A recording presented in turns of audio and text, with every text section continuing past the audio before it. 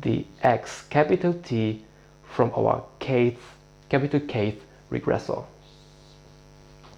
So that's our X matrix, that's our regressor matrix. Yeah? And that's the same matrix in all of our, for all of our assets that are here on the left-hand side. Yeah? So that's always the same matrix here in our model. So, and X has the dimension, X element, it's a matrix, it has T, capital T rows and capital K plus 1, capital K plus 1 columns. Yeah? Because we have capital K regressors, which are, each of them is a column vector, and we have a vector of ones, which captures basically, in our regression model, the intercept term. So we can also, again, we can also write it very simple as X element, capital T, K by 1, K plus 1, yeah, as an alternative. So now we have defined our X matrix and our corresponding Y vector, and our, let's define our error is also a vector, of course. Let's denote it as epsilon 1. If we consider the first, if we consider the error vector of the first asset, let's call it epsilon 1. And what we have is then, it's a T by 1 vector, right? So we have our first element here, epsilon 1, 1. Then the epsilon for time 2 is epsilon 2, 1. Then we have epsilon 3, 1, yeah, which is the error term of the first asset for time t is 3, and so on. In the end, we have the last element is epsilon capital T 1, yeah, which is the final observation of the error for the first asset at time capital T. So that's, again, it has the same dimension, of course, like our y vector, which is t by 1. Yeah? So now we have defined our matrices, yeah?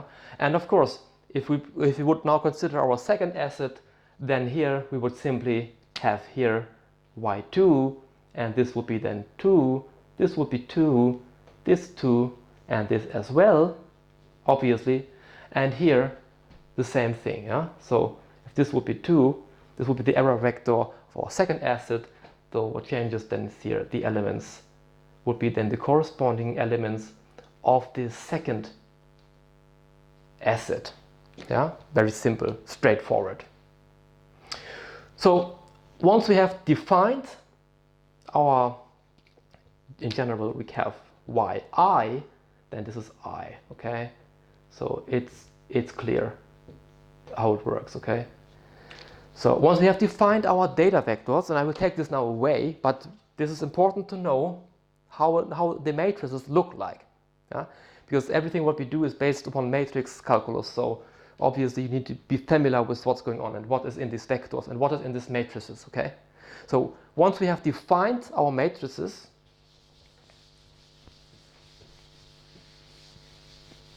and the dimension, we know now the dimension, we can also write our model in matrix notation, which is simply then y is equal with our matrix X times beta plus E. Yeah? That's a T by 1 vector, that's a T by K plus 1 matrix, that's a T by 1 vector. And beta, because this guy, so once again, epsilon, y is T by 1, epsilon is T by 1. This guy here, X, is T by K plus 1. So the dimension of beta must be K plus 1 by 1, right? It must be like that, because the dimension must be congruent. Yeah? This is t by 1, what is on the left hand side. So what is on the right hand side of the equation must be equal. It must be t by 1 as well. So if we multiply a matrix that has dimension t and k plus 1, we must multiply it by something that has dimension k plus 1. Yeah? So the column dimension of beta must have the same dimension like the row dimension of X. Yeah? So because this is how matrix calculus works. So beta must have the dimension k plus 1 and by 1. So, and how does it look like? So our beta vector, of course, it stacks the corresponding betas here in a column vector. So this is nothing else, it looks like that.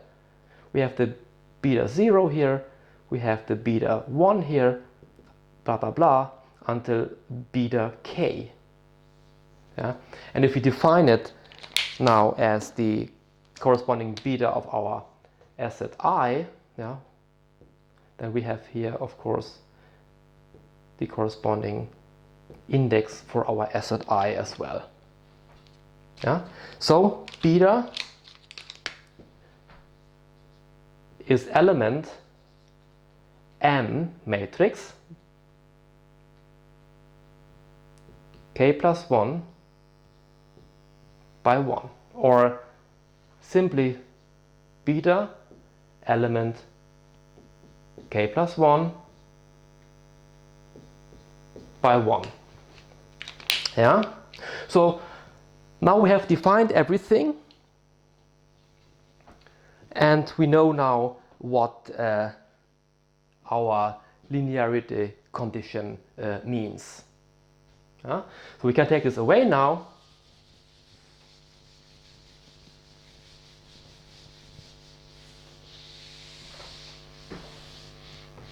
And move on to the second assumption. Yeah, all these assumptions are very important, because what we'll see is once we deviate from these, we have problems. So the next assumption is strict exogeneity. Strict exogeneity. So what does strict exogeneity imply? It means that the expectation of our error term UIT given our regressor matrix is 0. So our error terms should be uncorrelated with what is here in the regressor matrix. Yeah? And that's not a big problem in asset pricing research or in time series econometrics or financial econometrics, where we have time series regression models. This is more of a problem if we have in the X matrix lagged, for instance, lagged Y variables. For instance, if we have something like this, we have ones here in the first column, and then we have our X variables here, X1, X2, until xt, and then we have the lagged Y variables, like, I don't know, it's Y times t minus 1, then Y t minus 2, and so on and so forth, and here Y is capital T minus 1 or something. So if our regressor matrix includes lagged variables from the left hand side, yeah, then we have a problem. Then this could be violated, yeah, and then we would be supposed to have some tests and so on and so forth. So this strict exogeneity assumption has the implication that the errors are uncorrelated with our regressors. And given, if we assume that our X variables, that our independent variables on the right hand side, if they are strictly exogenous, this is always fulfilled basically. Yeah?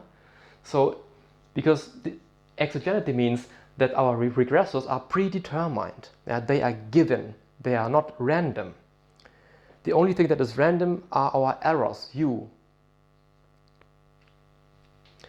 And later on, we will see, of course we know that the stock market, the market factor, the S&P 500 is random. It's not controlled like in an experiment. But we will talk about that later on, more in detail.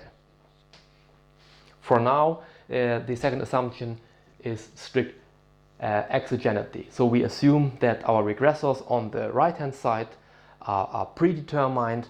They can be controlled like in an experiment, given that our residual term is the only thing that is random, and the residual term is uncorrelated with our regressors. Yeah? So the expectation of our UIT given our regressor matrix X is 0.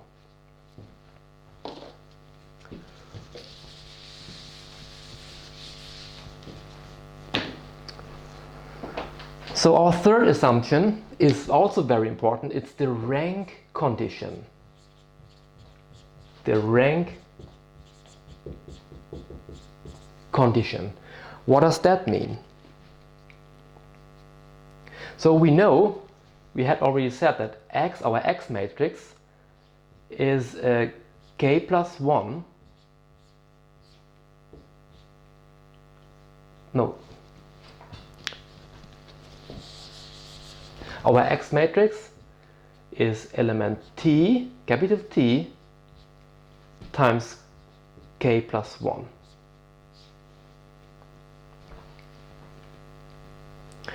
So, rank condition means that the vectors in our X matrix are not, or that none of the column vectors in our X matrix is a linear combination of the other vectors that are in our X matrix, simply speaking. So if this is true, if they are not perfectly correlated, then the rank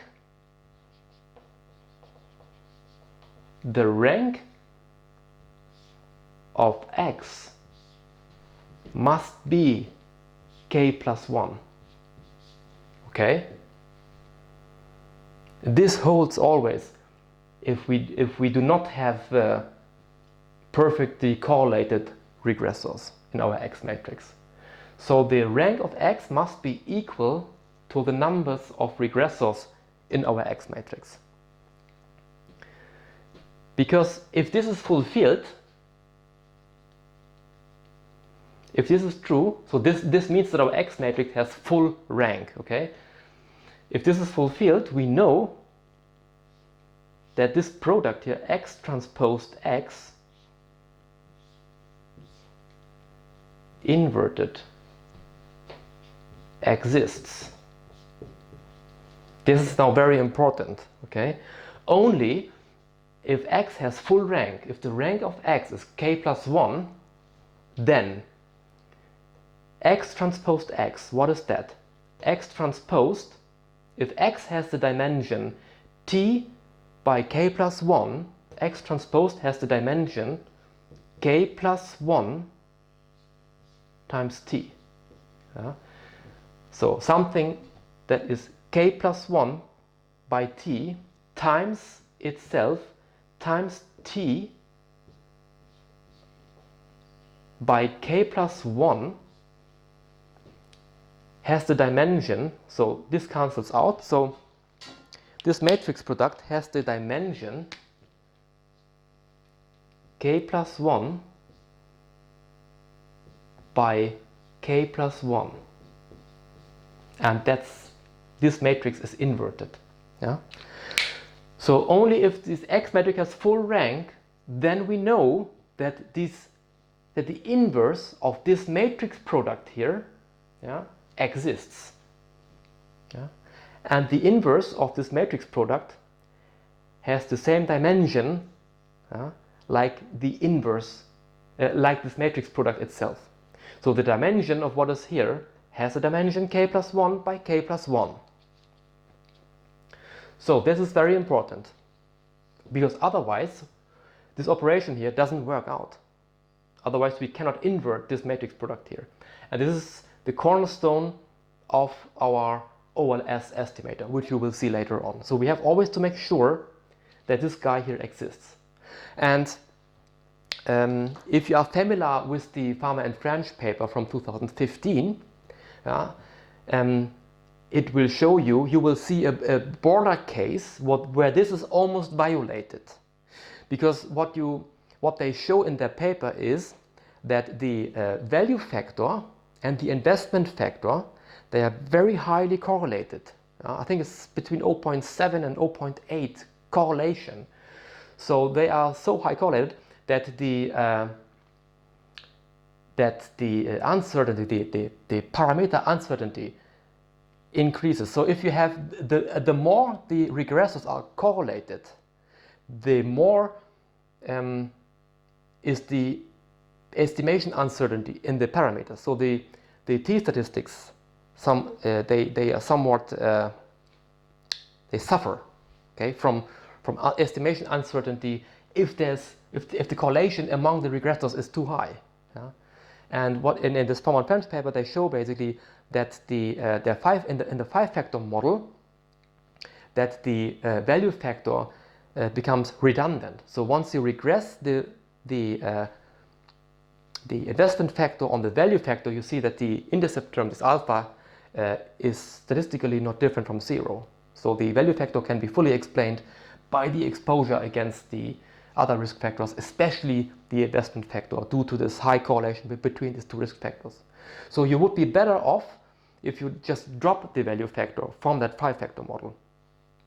But that's just a parenthesis. So let's take this away